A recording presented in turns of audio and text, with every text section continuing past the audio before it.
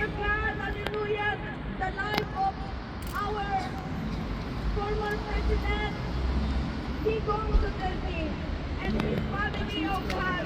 Lord, nakikita mo ng Panginoon ang kanilang Iyayang pula at awit sa paglayang minamahal, ang kisap ng watawat mo'y tagumpay na naglilinig, ang bituin at araw na kailan pa may magdidilim, lupa ng araw ng buwan, ating pasinta, buhay ay langit sa piling mo.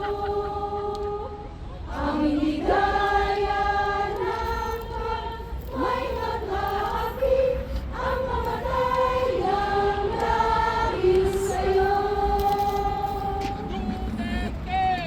Duterte! Duterte! Duterte! Duterte!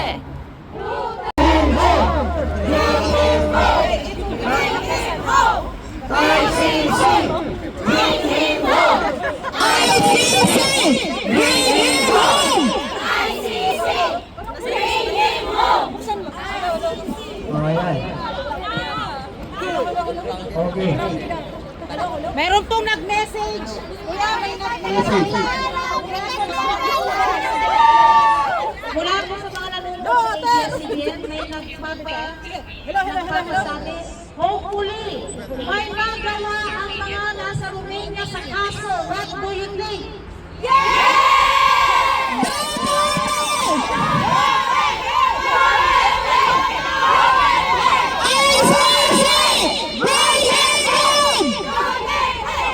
Walang sound! Ang isa pa.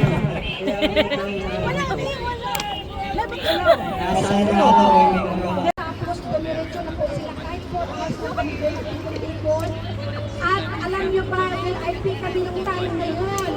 Kasi napakasikat ni former President Duterte sa lahat ng presidente ng Pilipinas. Siya lang po ang nakaharap kay President Duterte.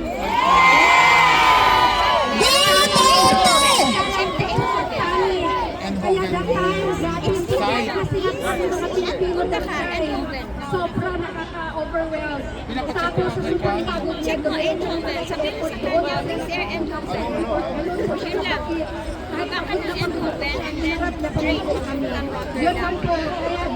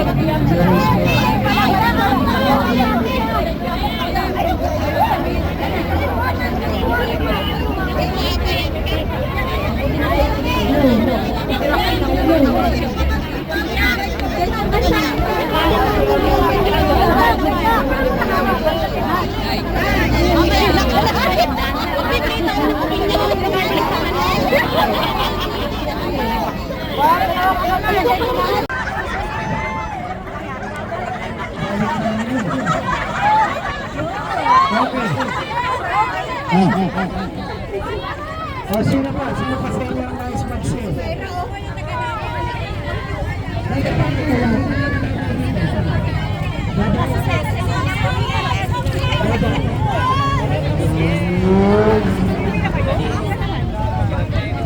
Meron 1,000.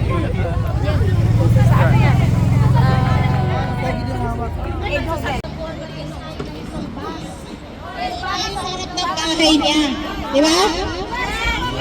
Isang bus papuntang Timisoara, kuha tayo ng permit, doon lang tayo sa harap ng bahay niya. Isabit natin yan sa gate niya lahat. Bahay nino? Yung judge. Judge ni? Isa sa judge ng ICC, taga-Romania. Ah, talaga? Siya pa yung eager pa. Sino pa yung ito kay ano? Ito yung high-blood eh. Binitin talaga.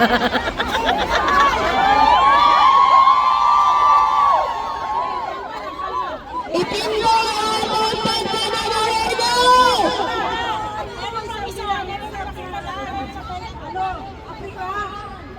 Lolo.